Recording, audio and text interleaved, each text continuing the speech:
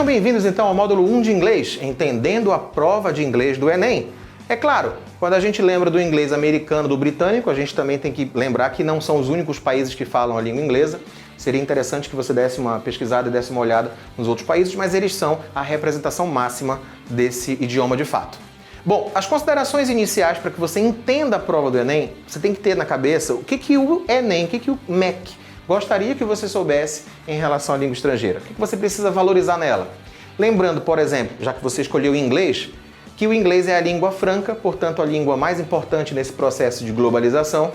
É a língua mais falada do mundo? Em termos econômicos, talvez sim, né? Por isso língua franca. Mas em termos quantitativos, o mandarim ainda está ganhando, afinal de contas a China é o país mais populoso, então tudo bem. Livros da faculdade, você quer fazer, sei lá, uma formação no mestrado, doutorado ou até na sua graduação, muitos livros só vêm em inglês e não tem a sua versão em língua portuguesa do Brasil. É um pouco complicado, é um desafio, por isso o MEC gostaria que você estivesse mais preparado para isso. No mercado de trabalho hoje, basicamente qualquer entrevista de emprego para qualquer cargo, dos mais humildes até os mais refinados, eles pedem um idioma estrangeiro, o inglês sendo o primeiro da lista, né? Quanto mais você tiver, melhor, com certeza.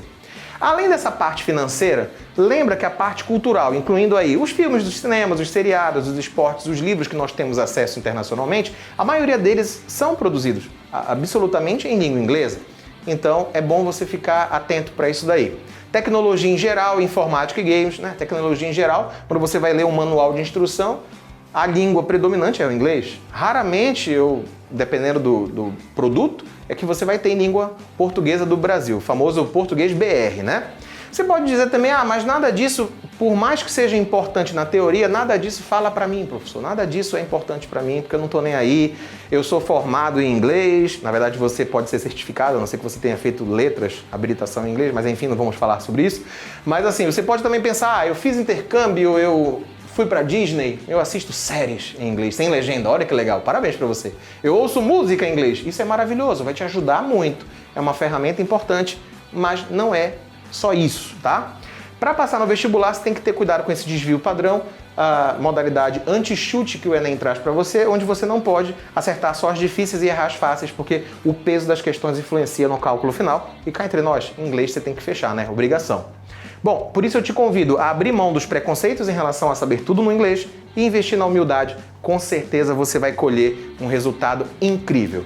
Falando nas provas das particulares, ou ainda nas públicas, o FPA, o EPA e o UFRA, todas essas particulares listadas aqui na tela tem uma prova normalmente independente do Enem, mas as queridinhas, o FPA e o EPA, né? A maioria dos alunos sempre está focando nessas duas, então nós temos que lembrar que o Enem é a porta de entrada, né? O Enem é uma prova sui generis, é verdade, mas não fica pensando, é mais fácil, é mais difícil. Não, são modalidades diferentes, maneiras diferentes de abordar as mesmas matérias. Mas o que eu quero que você imagine é o seguinte, nós vamos ver durante o nosso curso técnicas dentro das habilidades necessárias, onde você será capaz de arrebentar na prova do Enem e, obviamente, arrebentar nas provas das particulares. Fica tranquilo, tá tudo coberto, beleza?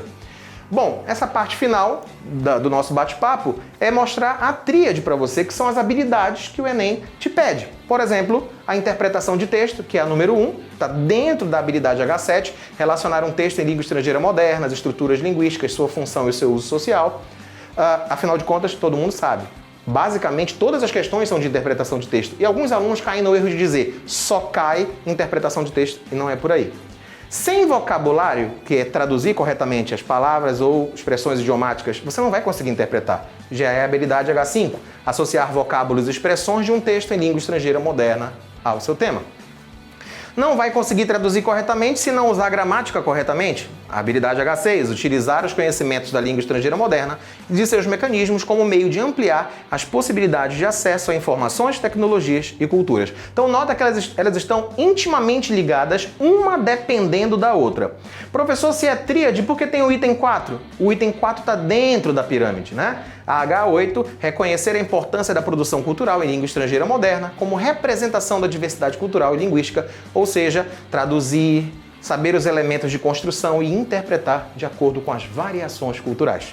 Foi um prazer imenso estar com vocês. Muito obrigado pela atenção. Lembre-se que a alegria é a melhor recarga para o cérebro saudável. Portanto, aproveite bem o seu dia. Se dedique para você passar de uma vez no curso que você tanto sonha. E é claro, como não poderia deixar de ser, Carpe Diem.